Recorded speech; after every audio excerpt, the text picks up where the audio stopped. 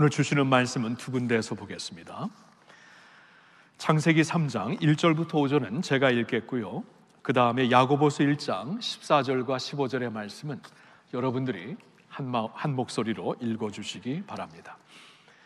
창세기 3장 1절에서 5절 먼저 읽습니다. 그런데 뱀은 여호와 하나님이 지으신 들짐승 중에 가장 간교하니라. 뱀이 여자에게 물어 이르되 하나님이 참으로 너희에게 동산 모든 나무의 열매를 먹지 말라 하시더냐. 여자가 뱀에게 말하되 동산 나무의 열매를 우리가 먹을 수 있으나 동산 중앙에 있는 나무의 열매는 하나님의 말씀에 너희는 먹지도 말고 만지지도 말라 너희가 죽을까 하노라 하셨느니라. 뱀이 여자에게 이르되 너희가 결코 죽지 아니하리라. 너희가 그것을 먹는 날에는 너희 눈이 밝아져 하나님과 같이 되어 선악을 알 줄 하나님이 아심이니라. 야고보서 같이 읽습니다. 오직 각 사람이 시험을 받은 것은 자기 욕심에 끌려 미혹됨이니 욕심이 잉태한즉 죄를 낳고 사망을 낳느니라. 아멘. 오늘 우리는 마음의 변화를 소망하면서 구체적으로 탐심에 대해 우리 자신을 들여다보고 싶습니다. 탐심에 대해. 탐심을 다른 말로 하자면 욕심이죠. 저는 지난주일부터 이제 우리 마음의 변화가 진정 있기 위해 좀 구체적으로 한 가지씩 우리 마음에서 좀 변화가 되어야 되는 모습을 지금 다루고 있습니다. 지난주에는 교만을 봤죠. 왜냐하면 교만이라는 것은 우리를 아직도 공격하고 있는 마귀의 가장 중심이 되는 모습이기 때문에 오늘도 하나님의 백성들, 또 이 세상의 인류들, 또 하나님의 백성들을 이 교만으로 자꾸 유혹하고 있는 마귀의 그 모습을 보면서 교만을 먼저 터치했고요. 오늘은 탐심에 대해서 좀 생각을 해보고 싶습니다. 그 이유는 타락한 인류의 가장 근원이 되는, 또 근본적인 모습이 탐심이 되기 때문이에요. 자, 그래서 저는 오늘 첫 번째 본문 말씀을 창세기 3장에서 보았습니다. 창세기 3장 이 말씀을 보았는데, 여기서는 인류의 첫 부모가 되는 아담과 하와가 이제 뱀의 유혹을 받고, 사탄이 이제 뱀에게 들어가서 아담과 하와를 유혹한 것이죠. 그들을 이제 쓰러뜨릴 때, 하나님 앞에서 영적으로 무너뜨릴 때 무엇으로 그들을 쓰러뜨리냐 봤더니 탐심을 통해서 쓰러뜨려요. 탐심, 그렇죠? 왜냐하면 하나님께서 모든 것을, 이 세상에 필요한 모든 것을 다 만드시고 그 가운데 당신의 형상으로 사람을 만드시고 사람으로 하여금 하나님께서 자신의 동산을 가꾸게 하셨거든요. 돌아보게 하셨거든요. 그러면서 자신에게 주어진 하나님께서 만드신 동산의 모든 것을 사람들이 누릴 수 있도록, 마음대로 먹고 누릴 수 있도록 축복을 하셨어요. 그런데 그 중에서 하나님이 한 가지를 하지 말라고 경고를 하셨죠. 그 중에 선악을 알게 하는 그 나무의 과실은 먹지 말아라. 그걸 먹을 땐 너가 반드시 죽게 되리라 말씀을 하셨어요. 그러니까 축복을 주시고, 축복은 훨씬 많습니다. 모든 것을 다 누려라. 근데 한 가지는 안 된다, 한 가지는 하지 말라고 경고를 주셨습니다. 자, 그런데 마귀가 어떻게 아담과 하와에게 유혹을 하냐 하면은 하나님이 허락하신 그 모든 것을 주목하지 말고 허락하지 않은 그 한 가지를 주목하며 애착하게 해요. 한 가지를. 그러면서 선악을 알게 하는 그 과실을 먹게 하는 것이죠. 그러니까 인류가 이렇게 해서 타락을 하거든요. 그러니까 타락의 원인이 무엇인가 보면 탐심이에요. 모든 것을 받았는데 안 받은 것, 내가 누리지 못하는 것 한 가지의 애착심을 가지고 그것을 탐하다가 완전히 쓰러지게 되는 모습이 인류의 첫 모습입니다. 그렇기 때문에 우리가 이 탐심부터 다뤄야 되는 것이에요. 교만과 함께. 이것이 우리 안에서 우리를 알게 모르게 하나님으로부터, 또 하나님이 주시는 진정한 은혜로부터 우리를 이렇게 곁길로 가게 만들고 있기 때문입니다. 두 번째로 본 말씀은 야고보서에서 말씀을 보았죠. 야고보서의 말씀은 이제 예수님의 아우가 되는 예수님의 동생 야고보, 사도 야고보를 통해 주신 말씀인데, 이 말씀을 통해 1장 14절을 보니까 오직 각 사람이 시험을 받는 것은 자기 욕심에 이끌려 미혹됨이니, 그러니까 오늘날까지도 우리가 시험을 받는 것은 한 가지 이유 때문이다. 욕심 때문에 이끌려 시험을 받는 것이다. 이 욕심에서부터, 탐심에서부터 모든 시험이 비롯되는 것이다 라고 말씀을 해요. 그러면서 바로 연결되는 15절 말씀에는 욕심이 잉태한 즉 죄를 낳고 죄가 장성한 즉 사망을 낳느니라. 욕심에서 시작되어 사망까지 간다, 그 말입니다. 저는 이 말씀을 한번 거꾸로도 생각을 해봤어요. 사망부터 한번 생각해 봤어요. 사망의 이 이슈를, 이 문제를 다루려면은 뭐예요? 죄가 장성한 즉 사망. 사망의 이슈를, 문제를 다루려면은 죄의 문제를 다뤄야 돼요. 그렇죠? 그래야 사망을 우리가 피할 수가 있습니다. 그러니까 죄의 문제, 예수 그리스도의 보혈로, 십자가의 은혜로 죄를 씻음을 받고 사망에서 생명으로 옮겨지는 축복을 우리가 받게 되는 것이죠. 사망의 문제를 해결하려면 죄의 문제를 해결해야 되고, 그리고 죄의 문제를 해결하려면은 욕심을, 탐심의 문제를 해결해야 된다. 여기서 시작하라는 것이죠. 굉장히 중요한 이슈가 되죠. 알게 모르게 우리 마음속에 욕심이 지금 들끓고 있습니다. 아니라고 생각할지라도 우리 안에는 다 탐심이 잠복되어 있는 모습이에요. 그렇죠? 이 바이러스가 잠복되어 있다, 언제 한번 막 연약해질 때 확 나타나는 것처럼 이 잠복되어 있는 우리의 탐심이 막 우리가 연약할 때, 두려울 때, 힘들 때 나타나가지고 우리를 사로잡는 것입니다. 그래서 이것을 알아야 돼요. 지난주에 말씀드린 대로 벗어내야 돼요. 그 세속된 이 세상에 속한 것들을 이제 벗어내야 돼요. 주님의 능력으로, 주님의 은혜로, 그리고 이제 주님이 주시는 새로운 옷으로 입어야 된다는 것입니다. 자, 그래서 저는 오늘 우리 안에 있는 탐심을 좀 생각해 보기 위해서 세 가지 질문을 좀 이렇게 구성해 보았어요. 질문을 통해서 여러분들에게 다가가고 싶은 오늘의 말씀입니다. 첫 번째 질문은 이것입니다. 자족하는 마음이 있습니까? 여러분 안에 자족하는 마음이 있습니까? 자, 제가 왜 이 질문을 시작하냐 하면은 탐심이 우리 안에 들끓고 있을 때 우리가 결단코 할 수 없는 것이 하나가 있어요. 자족함을 갖지 못합니다. 스스로 주 안에서 만족할 수가 없어요. 자족함이 없어요. 그래서 자족하는 마음이 있습니까? 이걸 물으면서 없다면은, 요사이 한국인들의 행복 지수가 굉장히 낮다는데 없다면은 내 안에 탐심이 있기 때문이구나, 이것을 알라는 것이에요. 이 탐심이 자족함을 없앱니다. 그 그리스 신화에 여러분 학창 시절 때 에리직톤에 대한 그 이야기를 기억하십니까? 아마 학창 시절 때 보신 걸로, 적어도 읽거나 그 이미지를, 일러스트레이션을 보신 것으로 기억나는데, 에리직톤이라는 자는 많은 것을 가졌지만 만족할 수 없는 자였어요. 그래서 어느 날 그는 곡물의 신 데메테르가 아끼는 참나무를 함부로 베어버립니다. 이때 분노한 데메트리는 배고픔의 신 리모스를 에리직톤에게 보내어 그의 혈관에 배고픔의 숨을 불어넣게 합니다. 그 후 에리직톤은 미친 듯이 음식을 탐합니다. 닥치는 대로 먹어치우지만 만족하지 못하고 맙니다.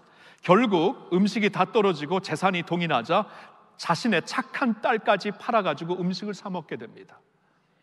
그래도 식탐이 채워지지 않자 마지막에는 자신의 몸뚱어리마저 뜯어먹고 이빨만이 남아서 따닥거리게 됩니다. 이 일러스트레이션 기억나죠? 이빨만 남아서 막 따닥거리는 이 그리스 신화, 이거예요. 에리직톤의 스토리입니다. 저 이미지를 생각해 보니까 이번에 이 탐심을 생각하면서 너무나 우습기도 하면서 끔찍해요. 끔찍해. 야, 탐욕이란 이런 것이구나. 탐욕이란 이렇게 무섭고 집요한 것이고. 그래서 내 안에 탐욕이 있는지, 탐심이 있는지 없는지 자신을 돌아봐야 돼. 안 그러면 우리가 정말 귀중한 것을 다 놓치게 됩니다. 탐심 때문에 다 놓치게 돼요. 망가뜨리게 되고 맙니다. 탐심이 있는가 없는가 알기 위해서 내 안에 자족하는 마음이 있는가 돌아보라는 것이에요. 자, 성경 말씀을 봅니다. 디모데전서 6장 6절인데 한번 같이 읽을까요? 그러나 자족하는 마음이 있으면 경건은 큰 이익이 되느니라. 자, 보세요. 그러나 자족하는 마음이 있으면 경건은 큰 이익이 된다. 자, 이 말씀을 우리가 이해하려면 바로 전절과 연결해서 봐야 되는데, 바로 그 전절인 디모데전서 6장 5절에는 사도 바울이 디모데 젊은 목회자에게 경고를 줍니다. 무슨 경고를 주냐 하면은 교회 지도자들 가운데 그 신앙을, 경건이죠, 경건을 이익의 방도로, 이익의 수단으로 쓰는 사람들이 있다. 그 사람들을 주의하라고 말씀을 주고 있어요. 그러니까 신앙마저도 이 이익을 거두어 드릴 수 있는 수단으로 사용하는 자들이 있다. 조심하라. 경고를 하는 말씀을 6장 5절에 주시고, 그 다음에 바로 이어지는 6절에 그러나 자족하는 마음이 있으면 경건은 큰 이익이 되느니라, 이 말씀을 주시는 거거든요. 그러니까 경건이 뭡니까? 신앙인데, 신앙은 신앙 자체가 정말 유익하지 않습니까? 신앙 자체가 우리에게 큰 이익이 됩니다. 왜냐하면 신앙을 통해서 우리는 하나님을 알게 되고 하나님과 동행할 수 있기 때문에 신앙, 경건보다 더 큰 이익은 없는 것이죠. 이익이 되는 것은 없는 것이죠. 그러나 이 이익마저도 놓치는 사람들을 보니까 그 외에 이익을 거두려는 수단으로, 여기에서 하나님이 주시고자 하는 큰 이익을, 신앙 자체로 하나님께서 우리에게 부어주시고자 하는 큰 은혜로 만족하지 못하고 세상의 것들을 탐심하면서 도리어 신앙을 이익의 수단으로 삼는 자들이 있다. 그 말씀을 하시면서 이 말씀을 주시는 거예요. 그러니까 그런 마음이 없어야, 세상에서 다른 탐심이 없어야, 다른 이익을 찾으려, 왜냐하면 이익이 가장 큰 것이기 때문에, 하나님을 아는 것이 가장 큰 축복이기 때문에 경건 자체가 큰 이익이 되는데, 이 큰 이익을 알려면은 자족하는 마음, 탐심이 아니라 자족하는 마음이 있어야 된다. 그렇죠. 그러니까 자족하는 마음이 키가 되는 거예요. 자족할 수 있는가? 여러분, 예수님께서 우리에게 주신 팔복의 메시지가 있죠. 그러니까 심령이 가난한 자는 복이 있나니, 진짜 복이 무엇인가를 우리에게 알려주시는 말씀인데, 마태복음 5장에 나와 있어요. 그렇죠? 우리는 보통 팔복의 메시지를 마태복음 5장에서 생각을 하는데, 마태복음 5장과 함께 누가복음에서도 팔복의 메시지를, 이 버전을 누가복음의 버전으로 우리에게 주시는 말씀이 있습니다. 근데 누가복음 버전을 우리가 보겠는데, 조금 우리가 보통 생각하는 이 팔복 마태복음 5장 말씀과는 조금 다른 면이 있어요. 무슨 면인가? 먼저 제가 읽으면서 나중에 우리가 보도록 할게요.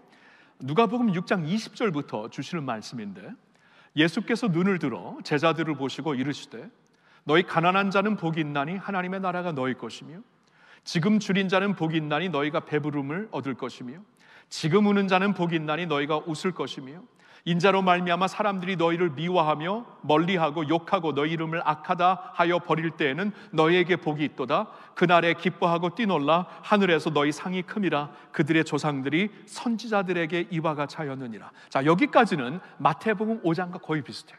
그렇죠? 자, 그런데 누가복음 버전에서는 이 복에 대한 말씀이 여기서 끝나지 않고 곧바로 이어지는 화에 대한 말씀, 화에 대한 말씀으로 연결이 됩니다. 24절부터 26절까지는 우리 같이 한번 읽겠습니다.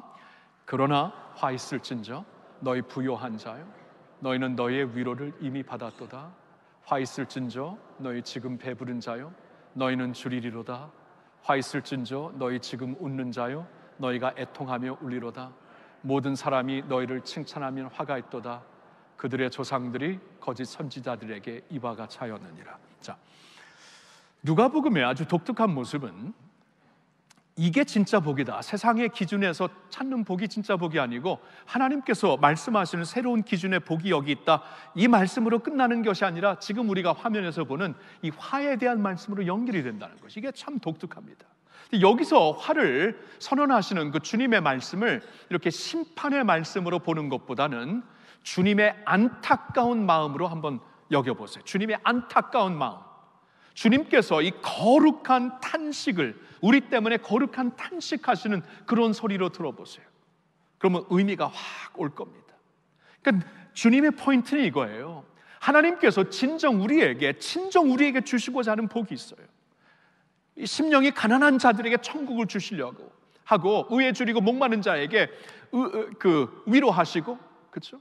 애통하는 자들을 위로하시고, 의에 줄이고 목마른 자들을 이제 채워주시고, 온유한 자들에게 땅을 기업으로 주시고, 하나님께서 주시고자 하는 세상과는 완전히 다른 기준이 있는데, 그 기준을 말씀하시면서 하나님이 진정 주시고자 하는 이 축복을 너희들이 알았으면 좋겠다 하고 주시는 말씀인데, 하나님이 주시고자 하는 진정한 축복 외에 다른 기준으로 보세요. 세상에서 너희가 지금 부요한 자들, 화 있을 때 지금 부여하기 위해서, 지금 세상의 기준으로 배부르기 위해서, 지금 이 세상에서 웃는 자요, 행복을 찾아 나서는 자요, 지금 칭찬을 받기 위해 뛰고 있는 자들이요.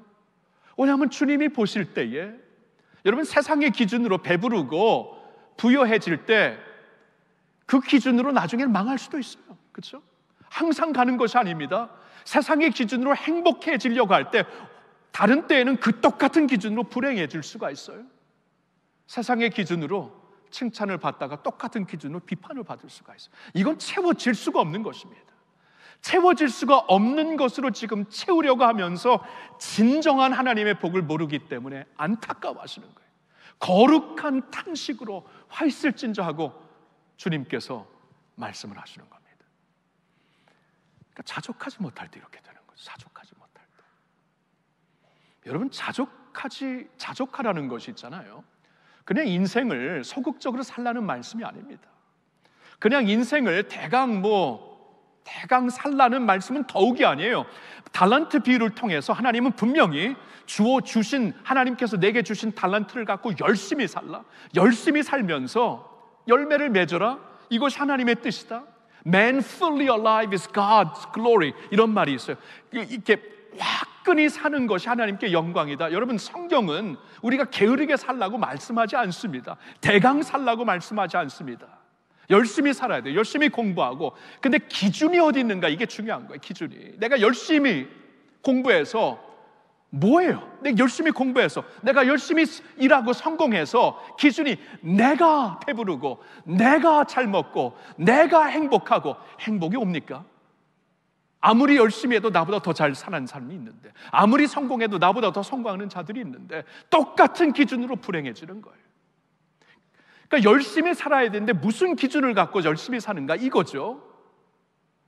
기준이 이제 하나님의, 주의 나라, 주의 영광, 그 나라와 그의 그 의, 이웃을 사랑하는 이러한 그 하나님의 기준으로 위하여서 우리가 열심히 살며 이 기준 안에서 내가 살려고 할 때 많이 있어도 우리가 베풀면서 살 수 있는 것, 적게 있어도 있는 대로 베풀면서 사는 것이고, 그렇죠? 그러니까 이게 기준이 굉장히 중요한 것이에요. 기준이 하나님께 있으면 하나님으로 만족합니다. 자족합니다. 있든지 없든지 자족해요. 내 기준이 하나님의 영광이면 하나님의 영광을 보며 그 나라와 의를 구하면서 자족할 수 있어요. 기준이 거기 가 있기 때문에. 근데 기준이 세상에 가 있으면 결단코 그러지 못한다는 거예요. 탐심 때문에. 그래서 질문을 해야 돼요. 자족합니까? 열심히 살아야 돼요? 열심히 살면서 자족합니까?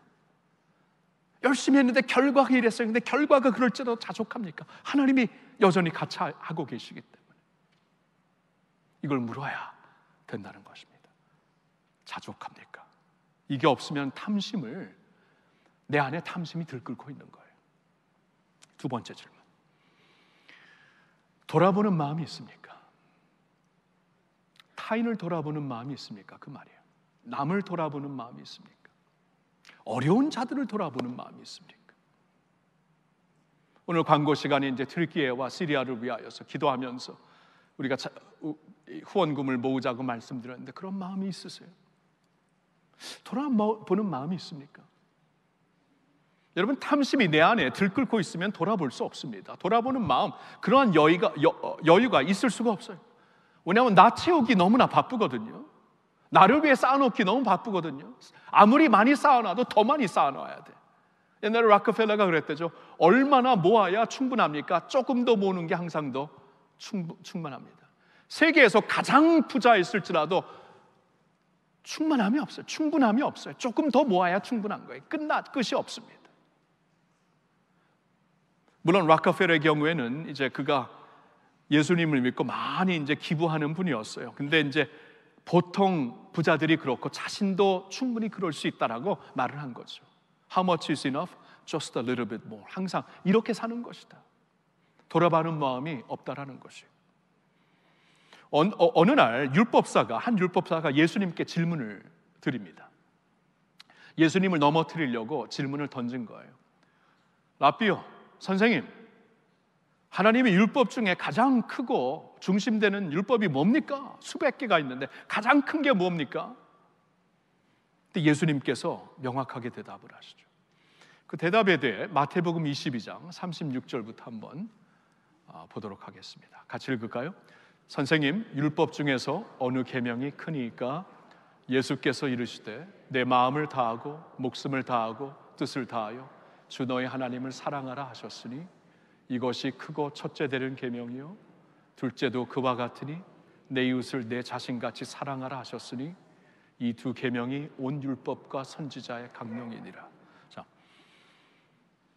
예수님께 드렸던 질문은 굉장히 구체적인 질문이었어요. 가장 대표적인 법이 뭡니까? 근데 예수님의 대답은 포괄적인 대답이에요. 포괄적인. 가장 대표적인 법이 무엇인가를 말씀해 주시는 것뿐만 아니라 모든 율법이 어디에서 비롯되는가를 말씀해 주세요. 먼저 이제 예수님께서 말씀하실 때 이제 하나님을 사랑하는 것, 너의 마음과 목숨과 뜻을 다해 하나님을 사랑하는 이것이 첫째 되는 가장 으뜸되는 계명이고, 둘째는 그와 같이, 그러니까 하나님 사랑이 있다면 그와 같이 반드시 따라야 되는 것이 있는데 내 이웃을 내 자신같이 사랑하라라는 이 말씀이다. 그러면서 이 두 계명이 온 율법과 선지자의 강령이니라. 온 율법과 선지자는 구약 성경을 가리켜요. 예수님 시대에는 하나님의 말씀이 구약 성경이었잖아요. 구약 성경 전체가 율법, 선지자, 뭐 이제 시도 있지만 전체를 가리킬 때 이 율법과 선지자라고 표현을 했는데, 그러니까 예수님의 대답은 하나님의 모든 말씀이, 하나님의 모든 계명이, 계명뿐만이 아니라 모든 가르침이 이 두 계명에서 비롯된 것이다. 여기서 나온 것이다. 하나님을 마음과 목숨과 뜻을 다해 사랑하라. 그리고 그와 같이 내 이웃을 내 몸과 같이 사랑하라. 이 두 가지에서 모든 것이 비롯된 것이다. 모든 율법이 이 두 계명에서부터. 여러분, 이거예요. 그러니까 우리가 있잖아요. 이제 하나님이 우리를 만드셨거든요. 우린 그걸 믿잖아요. 성경이 그렇게 가르치고, 우리가 예수 믿는 자들은 우리가 그냥 무에서 갑자기 아무것도 없는 데서 만들어진 찬스로, 우연히 만들어진 사람이 아니라 하나님께서 우리를 계획하시고 만드신 것을 믿는 자들인데, 하나님께서 우리를 만드셨으면 하나님을 위해서 우리를 만드신 것이죠. 그렇죠? 하나님을 위해서. 그래서 우리가 진정 행복하려면은 하나님의 뜻을 알아야 돼요. 그러니까 하나님의 뜻을 따라야 돼요. 하나님의 뜻을 모르고 이 세상의 기준을 살면은 절대로 행복할 수 없습니다. 그래서 자꾸 이렇게 탐심, 욕심, 이렇게 성욕, 이런 게 다 있는 게 채워지지가 않으니까. 죄적인 것이죠, 제가 말하는 거는. 여러분, 하나님이 우리를 만드셨다면은 하나님으로 체험받지 않으면 결단코 체험을 받을 수가 없는 것입니다. 그래서 하나님이 우리를 만드셨을 때, 그럼 하나님의 뜻, 하나님의 마음은 무엇이었는가? 이 두 가지를 주셨다는 거예요. 모든 하나님의 뜻이 여기서 비롯된 것이다. 하나님을 사랑하고 이웃을 사랑하라. 그래서 우리가 있잖아요. 하나님을 믿는 자들로서 하나님을 사랑하지만 내 이웃을 실천하며 사랑하지 아니할 때 결단코 행복할 수 없습니다. 결단코 행복할 수 없어요. 하나님의 뜻 안에 거하지 않고 있기 때문에. 우리나라를 한번 볼까요? 여러분, 우리나라가 OECD 국가 중에 하나죠. 이거 많이 우리가 강조합니다. OECD 국가면은 객관적으로 잘 사는 나라예요. 세계 지도를 펴놓고 잘 사는 나라 고르라고 하면은 한국이 이제는 대한민국이 들어가고 있습니다. 감사한 일이죠. 근데 행복의 지수를 물어보면 항상 바텀에 있어요. 바텀에. 항상 밑바닥에 있어요. OECD 국가 밖에 있는 나라들보다 훨씬 행복의 지수가 밑에 있습니다. 자살률이 크고요, 높고요. 아니, 어떻게 된 건가? 세상에서는 K-문화, K-팝, K-푸드까지도 이제는 뭐 열풍을 일으키며 사람들이 가고 싶은 나라 뽑으려면 대한민국, 한국, 코리아를 뽑는데 막상 살고 있는 우리는 행복하지가 않아요. 제가 태어나서 자라난 60년대, 70년대보다는 지금 비교할 수 없이 잘 삽니다. 비교할 수 없이 잘 먹고 잘 입고 있어요, 우리가. 근데도 행복하잖아요. 그때보다 훨씬 행복하지 않습니다. 왜 그럴까요? 저는 이번에 임계점을 한번 생각해 봤어요. 임계점이 크리티컬 포인트라는 것이죠. 임계 온도 할 때도 사용되는 임계 온도, 임계점, 크리티컬 포인트, 크리티컬 템퍼러처리죠. 이게 뭐냐 하면은 액체나 기체의 상이 이제 이 변화되는 최고의 온도, 이 액체가 기체로 변화되는 최고의 온도와 압력을 가리키는 게 크리티컬 포인트, 임계점이죠. 임계점. 그러니까 99도, 여러분 99도면 굉장히 뜨겁습니다. 40도만 돼도 우린 다 죽겠는데 99도면 살 사람 아무도 없죠. 굉장히 뜨거운데 물은 액체로 남아있어요. 99도까지는 100도가 되는 순간 끓면서 그 가스가 돼버립니다. 그렇죠? 그 임계점이 그런 거예요. 크리티컬 포인트입니다. 이때 확 바뀌는 거예요. 그렇게 한번 생각을 해보니까 이 정신적인 임계점도 있는 것 같아요. 정신적인 임계점, 영적인 임계점도 있는 것 같아요. 우리가 아무리 많은 것을 누리고 살아도, 하나님께로부터 아무리 많은 것을 받고 산다고 할지라도 이 한번 점프할 수 있는 임계점이 무엇인가? 타인을 돌아보는 것이죠. 하나님 사랑, 그와 같이 이웃 사랑이라고 말씀하셨기 때문에 이것이 모든 계명의 강령이라고 말씀하셨잖아요. 이걸 못하면 우리 아무리 부자라도 부하게 살 수가 없어요. 근데 이걸 하면은 아무리 가난해도 부유하게 살 수 있어요. 가난해도 내가 할 수 있는 만큼 돕고 타인의 아픔에 동참하고 가난하지만 부유하게 살 수 있고 부자면서도 쪼잔하게 살 수 있어요.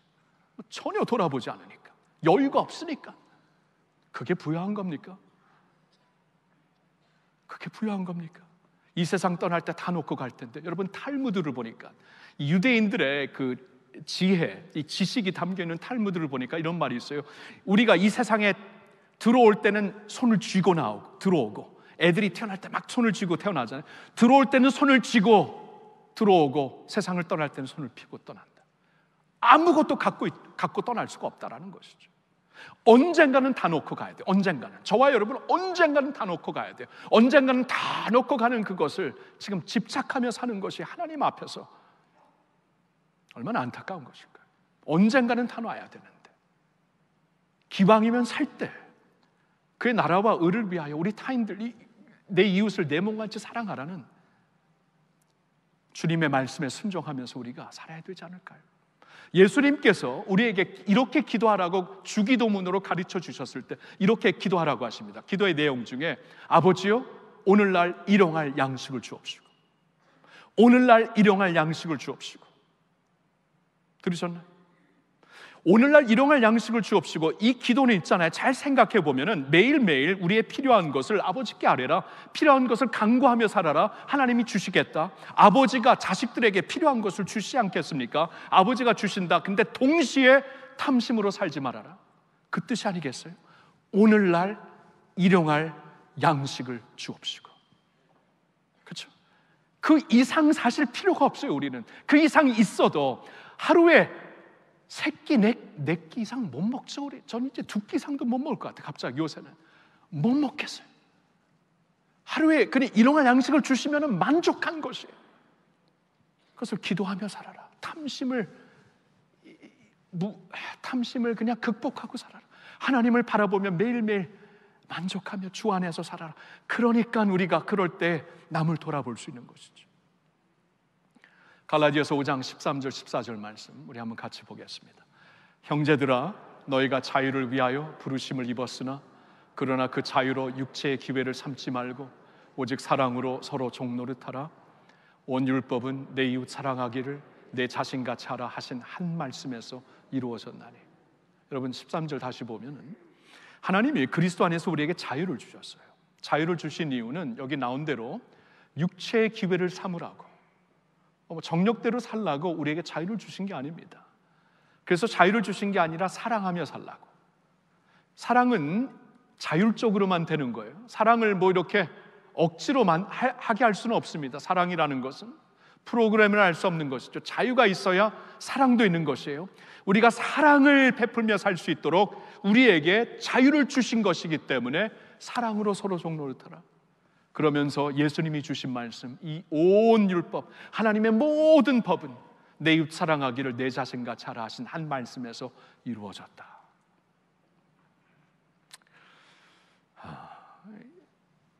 돌아보며 살고 있나요? 자신에게 물어야 돼. 돌아보고 살지 않으면 행복할 수가 없습니다.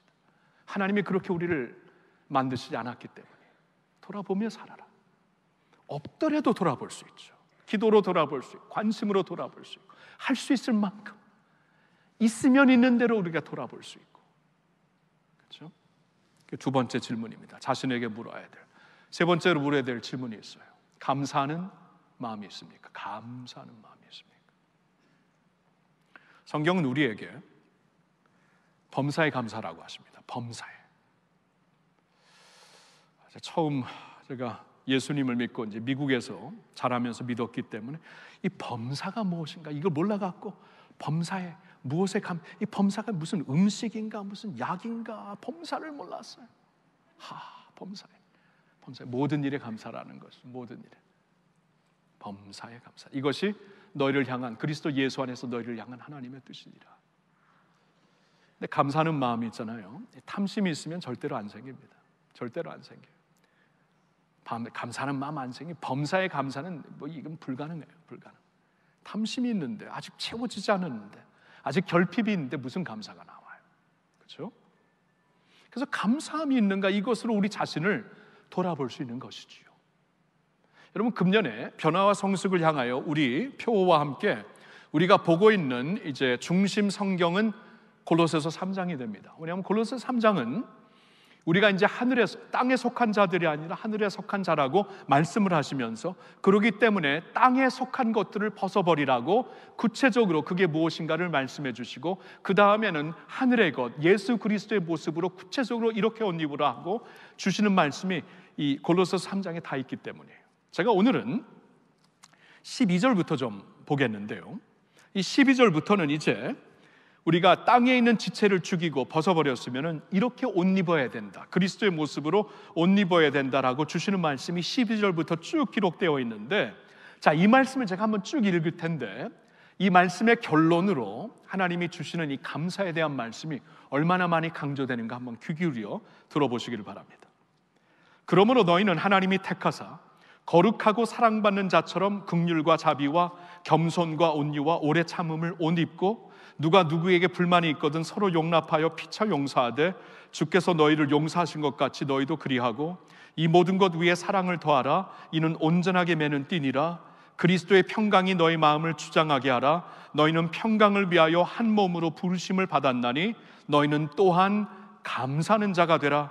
그리스도의 말씀이 너희 속에 풍성히 거하여 모든 지혜로 피차 가르치며 권면하고 시와 찬송과 신령한 노래를 부르며 감사하는 마음으로 하나님을 찬양하고 또 무엇을 하든지 말에나 이래나 다 주 예수의 이름으로 하고 그를 힘입어 하나님 아버지께 감사하라. 여러분 들으셨나요? 감사가 계속 강조가 되고 있어요. 그러니까 예수님의 모습으로 형상으로 우리가 새로 옷 입는 그 모습의 결론이 감사예요. 감사, 감사, 감사. 세 번을 마지막 결론으로 강조를 하십니다. 감사해요. 탐심을 벗어버리고 주님의 만족과 자족과 기쁨과 사랑으로 채워진 자들에게 생기는 게 감사라고 말씀을 하는 거예요. 여러분 같은 골로새서 3장 5절에 이런 말씀이 있습니다. 지난주에 보았지만 그러므로 땅에 있는 지체를 죽이라. 곧 음란과 부정과 사욕과 악한 정욕과 탐심이니 탐심은 우상 숭배니라. 여러분 들으셨나요? 탐심이 우상 숭배와 같다고 말씀을 하십니다. 여러분 우상은 뭐예요? 하나님 자리에 서 있는 것이 우상이 아닙니까? 그러니까 우리가 하나님을 위하여 만들어졌기 때문에 우리 안에 하나님만 채우실 수 있는 공허감이 있죠. 그래서 우리는 하나님을 알고 하나님을 찾아가기 위해 만들어졌는데 근데 탐심은 하나님 외에 내가 하나님처럼 찾는 게 있는 거예요. 이것 없으면 나 죽어, 이것 없으면 나 못 살아, 이런 식으로 찾는 게 우리 탐심이 아닙니까? 그러니까 탐심은 곧 하나님을 대처하는 우상과 같은 것이다 그 말이에요. 탐심이 그렇다는 거예요. 그러니까 하나님을 찾아야 되듯 우리가 다른 것을 찾는 그 탐심을, 이 탐심이 반대되는 것이 무엇인가? 감사라는 거예요. 감사. 왜냐하면 하나님으로 채워졌기 때문에, 세상의 다른 기준으로 채워지는 게 아니라 하나님이 나의 분깃, 하나님이 나의 영원하신 기업이 되어 하나님으로 채워졌기 때문에 하나님으로 감사할 수 있어서, 다른 것을 우상처럼 따르게 하는 탐심을 극복하는 게 감사구나. 감사. 그래서 물어봐야 돼요. 감사하는 마음이 있는가? 범사에 감사하는가? 범사에.